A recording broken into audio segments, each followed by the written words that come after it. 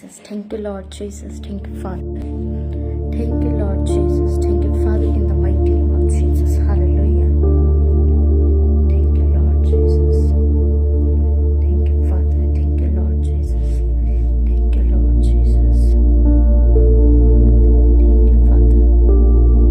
Thank you, Lord Jesus. Thank you, Lord Jesus. Thank you, Father.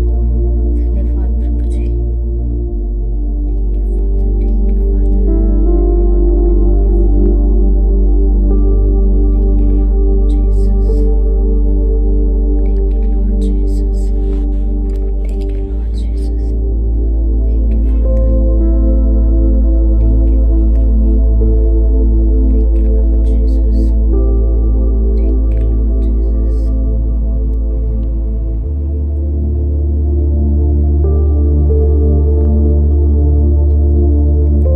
Praise the Lord, everyone. Praise the Lord. Praise the Lord, everyone. Hallelujah. आज मैं आपके साथ आपके साथ एक post share की गई थी कि एवरी संडे 7 PM आपके साथ एक छोटा सा वचन शेयर किया जाएगा. Shalom everyone. शालोम ब्रदर जी. खुदावन आप सबको बहुत ब्लेस करे. और आपको पोस्ट दी गई थी कि एवरी संडे 7 PM आपके साथ एक छोटा सा मैसेज शेयर किया जाएगा. जो खुदा मुझसे जो कुछ कहेगा वो मैं आपके साथ जरूर शेयर करूंगी. और जरूर सुनिएगा. जो लोग यहाँ पे जुड़े हैं या बाद में जो इस मैसेज को सुनेंगे, मेरा फेथ है कि आप सब ब्लेस होंगे. बात इतनी है कि हमें सिर्फ दिखाने के लिए, दिखावे के लिए परमेश्वर को नहीं मानना कि मैं मसीही हूँ या मैं मसीह को मानता हूँ या मैं यीशु मसीह का हूँ. हमें दृढ़ रहना पड़ता है. हालेलुया. हमें उसके लिए कुछ करना पड़ता है. और ये छोटा सा मैसेज ये था कि कैसे हम अपने विश्वास को स्थिर करें. बहुत सारे लोग हैं जो विश्वास से भटकते हैं कि उन लोगों का विश्वास कायम नहीं रह पाता. थोड़ी सी परिस्थिति खराब हुई, उनका विश्वास हिलने लग जाता है. कुछ ऐसा हुआ. सिर्फ ये जो एवरी संडे 7 PM आपके साथ जो छोटा सा मैसेज होगा, 5 या 10 मिनट सिर्फ मैं लाइव करूंगी, फिर ऑफ हो जाएगा. और 5 और 10 मिनट आप जरूर ध्यान से सुनिएगा इस मैसेज को. और ये मैसेज ये है कि मेरा जो विश्वास है, जिन लोगों का विश्वास भटकता है या जो विश्वास पर स्थिर नहीं रह पाते, जो विश्वास पर कायम नहीं रह पाते, मैं अपने विश्वास को कैसे स्थिर करूं कि मैं खुदा को दिखा पाऊं कि खुदा मैं तुमसे बेहद प्यार करता हूं. क्योंकि बाइबल में ऐसा लिखा है कि बिना विश्वास उसे प्रसन्न करना अनहोना है. हम बिना फेथ खुदा से कुछ नहीं ले पाएंगे. मैं आपको एक चीज बताना चाहती हूँ. मुझे यशाया, यर्मिया और यहेजकेल ये चैप्टर बहुत बेहद पसंद है. क्योंकि रियलिटी है इसमें. आपको कोई भी कुछ भी, क्योंकि बाइबल पूरी ही रियलिटी है, पर यहाँ पे जो चीजें हमें दिखाई देती है ना, ये चेतावनी है. और चेतावनी लोग बहुत कम सुनते हैं. वहां पे जो यर्मिया था वो परमेश्वर का काम करता था. परमेश्वर के जो मुख से वचन जो परमेश्वर अपने वचन बताता था वो यर्मिया आगे लोगों को बताता था. और यर्मिया जो था उसको क्या बोलते हैं, बड़ी कठिनाइयों का सामना करना पड़ता था. लेकिन कई बार उसको गहरे कुएं में डाल दिया गया. वो जो दलदल होता है उस कुएं में डाल दिया गया, अंधेरे कुएं में डाल दिया गया. लेकिन फिर बाहर निकाल देता था परमेश्वर उसको उस सारी विपत्ति से. और मैं आपको कहना चाहती हूँ कि जब वो बाहर निकालता था परमेश्वर उसको हर विपत्ति से, तो परमेश्वर ने वहां पे यर्मिया को एक बात बोली. मैं उस बात को देख के बहुत हैरान हुई. वहां पे लिखा गया था कि यर्मिया, तूने जो मुझ पर भरोसा रखा है. कितनी बड़ी बात ये थी कि वहां पे बोला गया कि यर्मिया, तूने जो मुझ पर भरोसा रखा है, इसलिए मैं तुझे हर एक विपत्ति से निकालूंगा. तुझे उस विपत्ति में पड़े नहीं रहने दूंगा. मतलब यानी कि मैं जो खुदा के पास हूँ, या आप जो लोग हैं यहाँ पे जो विश्वासी जुड़े हुए हैं, तो अगर मेरा विश्वास कम होता है तो यानी कि मैं परमेश्वर से वो चीज नहीं ले पाऊंगी. मुझे अपना विश्वास खुदा को दिखाना पड़ेगा. आपको पता है यूसुफ जो था उसको वो जो इतनी देर तक जेल में रहा, ध्यान से सुनिएगा, उसको ज्यादा देर तक, जहां तक मैंने उसको पढ़ा कि 7 साल उसको जेल हुई, 2 साल उसने रहना था और उसकी जेल को बढ़ा दिया गया। आपको पता है कि जब मैंने इसको गहराई से जब समझा, रीड किया, वहां पे एक चीज थी कि यूसुफ ने वहां पे अपना जो विश्वास था वो अब उस राजे पे दिखा दिया गया था कि उसको बोला गया था जो पिलाने आ रहा, जो पकाने आ रहा था, जब उसके दर्शनों का उसने आंसर दिया, एक को लटका दिया गया, मर गया, और उसने जब वो दूसरा जो बाहर निकला, उसने उसको बोला कि जाके राजा को बोलना कि मैंने कुछ नहीं किया।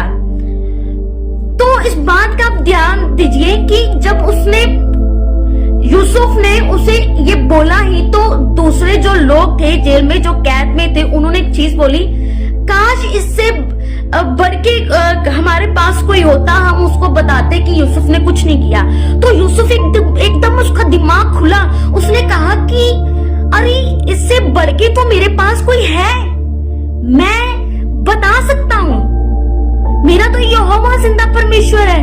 और यहोवा ने एक बात बोली, पुराने नियम को जरूर पढ़ा कीजिए, ये आपके विश्वास को मजबूत करता है। मेरे तो विश्वास को बहुत मजबूत करता है। जब मैं अपने अब्बा की जो बात को सुनती हूँ, मुझे बहुत इनकरेज मिलती है और मैं बहुत विश्वास में बढ़ती हूँ। वहां पे लिखा था, जब मैं उस पूरे चैप्टर को पढ़ती हूँ, आपको पता है यहोवा पर जो भरोसा रखता है वो कभी भी लज्जित नहीं होता। यहोवा पर जो भरोसा रखता है ना, हम बोलते हैं कि यहोवा बहुत गुस्से वाला वहां पे दिखाया गया है, यहोवा बहुत गुस्सा करता है, पर मैं आपको बताना चाहती हूँ कि जितना प्रेम खुदावंद हमसे करता है ना, अगर आप उस पर भरोसा रखें, अपने भरोसे को दिखाएं, तो आप उससे वो कुछ ले सकते हैं जो आपने कभी भी अपनी लाइफ में नहीं सोचा। अब मैं आपके साथ सिर्फ 5 मिनट्स में आपके साथ हूँ लाइफ में, और इसको आप एग्जाम्पल सुनिए। मैं आज सुबह जब मैं प्रार्थना में जब मैं खुदा से पूछ रही थी, खुदा आपके जो लोग हैं क्या, क्योंकि बाइबल में यीशु मसीह ने हमेशा एग्जाम्पलों के द्वारा ही बातें की हैं, तो मेरे खुदा ने मुझे दो एग्जाम्पल दी, तो 2 एग्जाम्पल मैं आपके साथ शेयर करूंगी अभी, पर इसको समझने का आप दिमाग, खुदावन आप सबके दिमागों को वो ओपन करें, आपके स्पिरिचुअल माइंड को ओपन करें, ताकि आप उस चीज को समझ पाए। खुदावन पर दया करें, और ये जो वचन है, जो आपने मुझे एग्जाम्पल दी है, जब मैं आपके लोगों तक पहुंचाऊं, खुदावन मैं नहीं बल्कि आपका आत्मा मेरे बीच में से होके बोले, और ये लोग पिता यीशु तेरे नाम से विश्वास में स्थिर और कायम होए, और खुदावन आपसे वो बरकतों की बारिश ले पाए मेरे खुदावन, वह आपके जलाल को पिता अपनी जिंदगी में देखने पाए। अब्बा जी, मैं ये प्रार्थना आपके प्यारे बेटे यीशु मसीह के सामर्थ्य जिंदा बड़े नाम से मांगती हूँ, आमीन। अब एग्जाम्पल सुनिए। खुदावन ने मुझे एक चीज कहा कि तूने एक बर्फ, आपने आइस क्यूब्स देखे होंगे, बर्फ जो टुकड़े होते हैं बर्फ के, सबने देखे होंगे।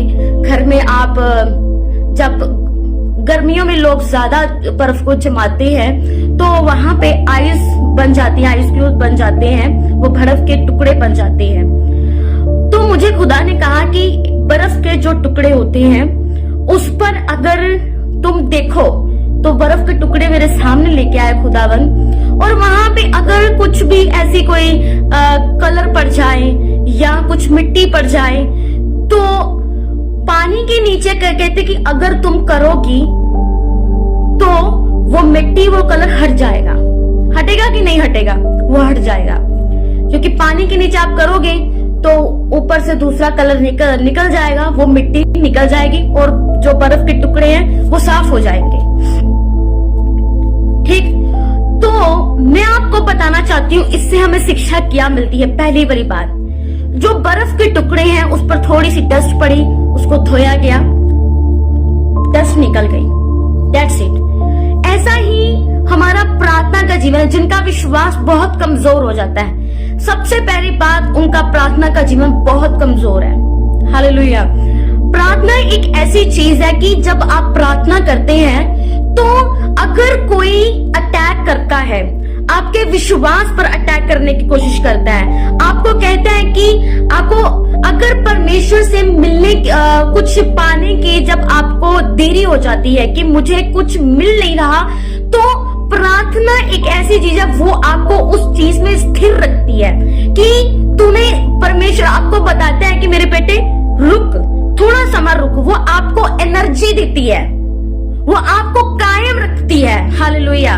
वो आपको ऐसी एनर्जी देगी कि आपको वहां से देर होगी, चाहे शैतान अटैक करेगा या लोग आपके माइंड में ऐसी चीजें डालेंगे कि अरे तुझे कुछ पाने के लिए या कोई भी एनीथिंग, कोई बीमार है, कोई फाइनेंस जिसको प्रॉब्लम है, कोई प्रार्थना में बढ़ नहीं रहा, कोई इसका आत्मिक जीवन नहीं बढ़ रहा, किसी का लेवल नहीं बढ़ रहा, एनीथिंग, कुछ भी, क्योंकि ये एक प्रोसेस है, हमें इस प्रोसेस से होकर गुजरना ही पड़ेगा। ये परमेश्वर हर किसी को अपने तरीके से चलाता है। हालेलुया। और जब वो प्रार्थना एक ऐसी चीज है, जब आप पर कोई ऐसे अटैक करता है तो वो आपको स्थिर रखती है। अटैक करता है वो आपको स्थिर रखती है, अटैक करता है वो आपको स्थिर रखती है। हालेलुया। आपको इस बात को समझना है। पहली बात, अगर आपने अपने विश्वास को, अपने फेथ को मजबूत रखना है, कमजोर नहीं पड़े रहने देना, तो आपको अपना अपना रिलेशनशिप है, आपको परमेश्वर के साथ ऐसे होना पड़ेगा। हालेलुया। आपको परमेश्वर के साथ एकदम जुड़ना पड़ेगा। ये नहीं है कि मैं आज आपके सामने बैठी हूं तो बिना इस परिस्थितियों से गुजरे, बिना एग्जाम दिए मैं आपके सामने बैठी हूं। कई बार ऐसा हमारी लाइफ में होता है, हमें एग्जाम देना पड़ता है, और कई बार मैं देती भी हूँ, अभी भी एग्जाम होता है, क्योंकि शैतान क्या है, वो हमारी जिंदगी में कई ऐसी चीजों को पैदा करेगा, पर परमेश्वर है जो हमें, प्रार्थना एक ऐसी चीज है वो हमें मजबूत रखती, चट्टान की तरह ऐसे खड़े रखती, खंबे की तरह। तो और वो अटैक करता है, हम खड़े रहते हैं। कई बार हम ऐसे भी होते हैं पर फिर वो ऐसे कर देता है। समझ आई आपको बात मैं क्या बताने की कोशिश कर रही हूँ? प्रार्थना आपका जीवन जो है, अकेले ये नहीं है कि प्रार्थना सिर्फ प्रभु जी आपका धन्यवाद, आप हमारे लिए मारे गए, गाड़े के 30 दिन मुर्दों में से जी उठे, आप सब कुछ बोल देते हो कि यीशु मसीह हमारे लिए आया, मारा गया, गाड़ा गया, 30 दिन मुर्दों में से जी उठा। ये बच्चा भी जानता है, ये हम भी जानते हैं, ये आप भी जानते हैं, पर इससे बढ़ के आपको कुछ करना है प्रार्थना में। और प्रार्थना में संबंध जो है परमेश्वर के साथ ऐसे जो कायम रखना है कि मैं मांगने के लिए खुदा के पास नहीं हूं, मैं खुदा तुझसे प्रेम करता हूं इसलिए तेरे पास आया हूं, मैं खुदा तुझसे प्यार करता हूं इसलिए मैं तेरे पास आया हूं। मुझे अपने रूह से भर, मुझे अपने अभिषेक से भर, मैं तेरे अभिषेक से भरना चाहता हूं, मैं तेरी उस अनॉइंटिंग से भरना चाहता हूं। खुदावन आज मुझे वो तेरा जलाल चाहिए, आज मुझे वो तेरी सामर्थ चाहिए, मैं कैसे तेरे में भरूं। आपको प्रार्थना, ये मैं आपको बोल के बता रही हूँ, लेकिन आपकी जो इंटरनल आपको स्पिरिट, जो होली स्पिरिट आपको गाइड करेगा, आपको वैसा करना है। हालेलुया।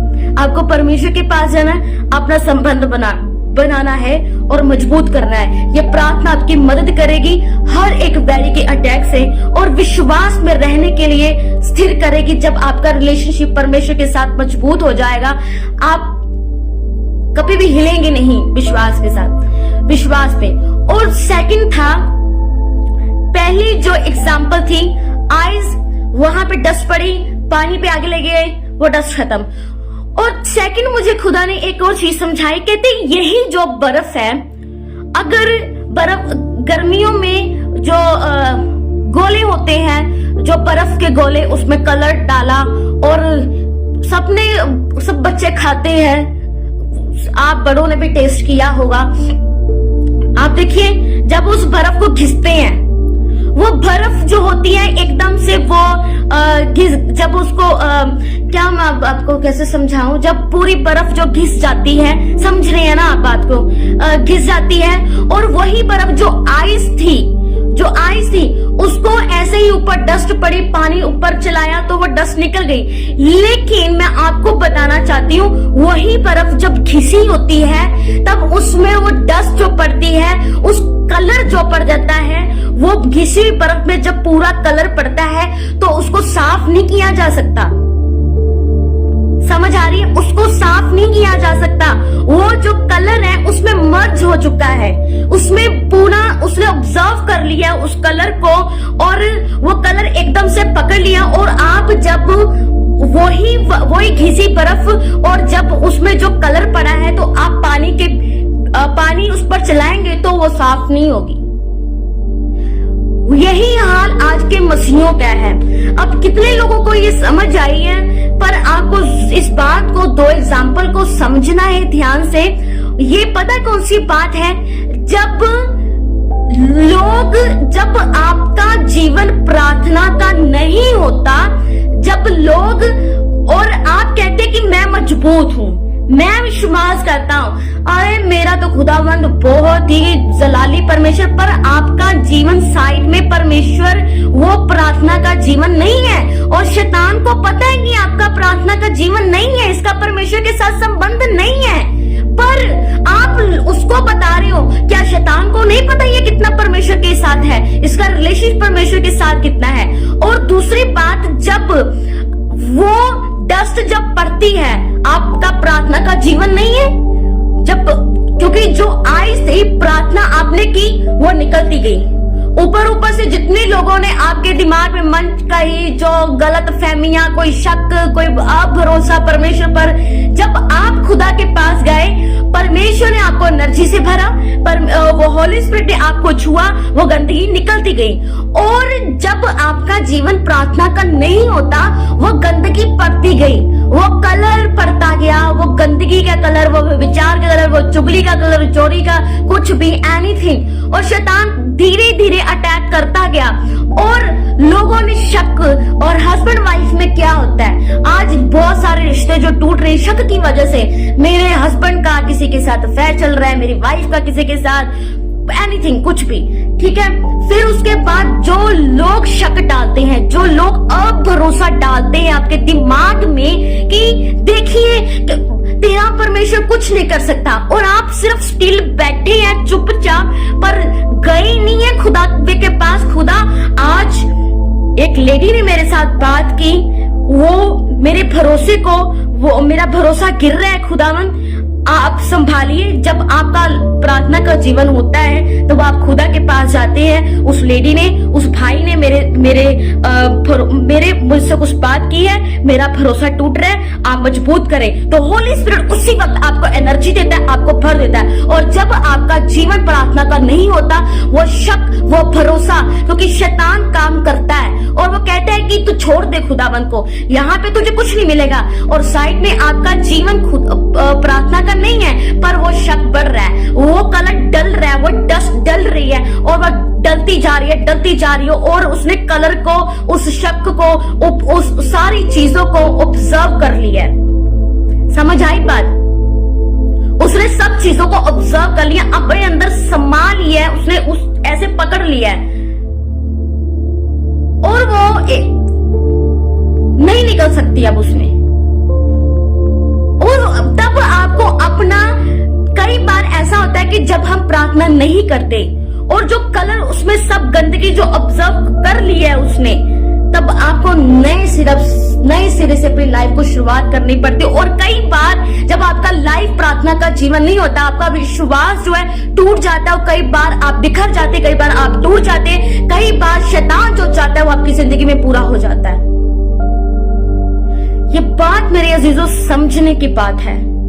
मुझे पता है कि बहुत कम लोग हैं जो इस बात को समझ पाएंगे। जो लोग समझे हैं, दैट्स वेरी गुड कि आप बहुत इस चीज को समझेंगे और अपनी लाइफ को अप करेंगे प्रार्थना में, ताकि अभिषेक वो आपको उन चीजों से परे रखे, शैतान के अटैक से पर रखे, और आपका जो भरोसा है, आपका विश्वास कायम रह सके, दृढ़ रह सके, और आप परमेश्वर में बढ़ रह सके। हालेलुया। मेरा फेथ है इन 2 एग्जाम्पलों के द्वारा आपने बहुत आशीष को पाया होगा, आप समझे होंगे। खुदा आप सबको बहुत ब्लेस करे। इस वचन को जरूर शेयर कीजिएगा, इन एग्जाम्पलों को जरूर शेयर कीजिएगा, ताकि और लोग बड़े और जो लोग इस शक के दायरे में आ चुके हैं या इन सारी चीजों में आ चुके हैं, वो कुछ समझे कि उन्हें अपना परमेश्वर के साथ रिलेशनशिप को कायम करना है, ताकि ऐसा ना हो कि वो शक, वो चीजें, शैतान जो उनकी जिंदगी में चाहता है वो बढ़ती जाए, वो टूट जाए, बिखर जाए और वो गिर जाए। हालेलुया। आप किसी को उठाने का कारण बनिए और हमेशा आप भी पॉजिटिव रहिए और दूसरों को भी पॉजिटिव रखें। मेरा फेथ है इस वचन के द्वारा आपने बहुत ब्लेसिंग पाई होगी। खुदा आप सबको बहुत ब्लेस करे। God bless you all. और हमारे लिए, मेरी फैमिली के लिए जरूर प्रार्थना करते रहिएगा ताकि हम खुदा में और बढ़े। और मेरा फेथ है यहाँ पे जितने लोग जुड़े हुए हैं, और मैं आप सबको खुदावन के नाम से ब्लेस करती हूँ। मेरा फेथ है आने वाले समय में आप खुदा के बड़े बड़े कामों को देखोगे। Hallelujah. God bless you all. सबको जय मसीह।